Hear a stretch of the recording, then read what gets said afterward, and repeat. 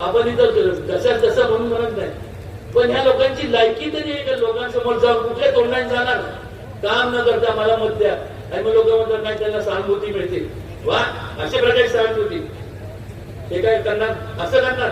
बघू आता देवेंद्रजीला थोडस दाखवतो त्याला होतं वाटतंय का मला सांगितलं माझं चुकलो, आमचं चुकलं, खूप रक्ताचं केलं, खूप लुबडलो, याच्या पुढे करणार नाही. पण यावेळेस आम्हाला संधी द्या, तुम्ही देणार संधी,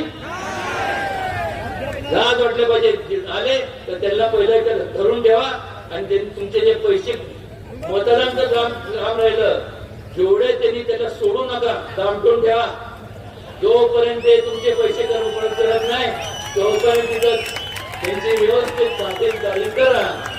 आपल्या या सातारा जिल्ह्यात त्यावेळेस तुम्हाला सांगतो त्याला स्वशी वंदनीय मुंडे साहेबांकडे त्यावेळेस गेलो होतो. त्या भारतीय जनता